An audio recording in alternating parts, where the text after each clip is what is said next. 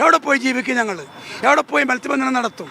ഈ ഉൽപ്പാദക മേഖല കേരളത്തിലെ ഏറ്റവും വലിയ ഉൽപ്പാദക വിഭാഗമാണ് മത്സ്യത്തൊഴിലാളികൾ. ചേട്ടാ, വീണ്ടും ഒരു പ്രക്ഷോഭത്തിലേക്ക് പോവുകയാണ്.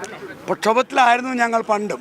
2013 പുന്നമടയിൽ പ്ലെയിൻ ഇറക്കാൻ തീരുമാനിച്ചപ്പോൾ ഞങ്ങളെല്ലാവരും, പ്രത്യേകിച്ച് ഇടതുപക്ഷ യൂണിയനുകൾ ഒന്നിച്ചായിരുന്നു സമരം ചെയ്തത്. ഇപ്പോഴും ഞങ്ങൾ ആ സമരമുഖത്താണ്. ഞങ്ങളെ സംബന്ധിച്ചിടത്തോളം ഉപജീവന അവകാശമാണ്. നോക്കൂ, ഈ കായലെടുക്കുക. ഈ കായലിൽ 7 കിലോമീറ്റർ ദൂരത്തോളം മത്സ്യബന്ധന നിരോധനമാണ്. Cochin shipyard, naval base, Cochin port, Vallarpadam, LNG, ഇവിടെ ഒന്നും മത്സ്യബന്ധന അവകാശമില്ല. ആകെ അവശേഷിക്കുന്ന സ്ഥലമാണ്. ഇവിടെ മത്സ്യബന്ധന നിരോധനം വരികയാണ്. ഇതിനപ്പുറത്ത് പാലത്തിനപ്പുറത്ത് വാട്ടർ സ്പോർട്സും വരുന്നു. എവിടെ പോയി ജീവിക്കും ഞങ്ങൾ? എവിടെ പോയി മത്സ്യബന്ധനം നടത്തും? ഈ ഉൽപ്പാദക മേഖല കേരളത്തിലെ ഏറ്റവും വലിയ ഉൽപ്പാദക വിഭാഗമാണ് മത്സ്യത്തൊഴിലാളികൾ. അവിടെ സംരക്ഷിക്കാതെ എങ്ങനെ മത്സ്യമേഖല സംരക്ഷിക്കാൻ പറ്റുക?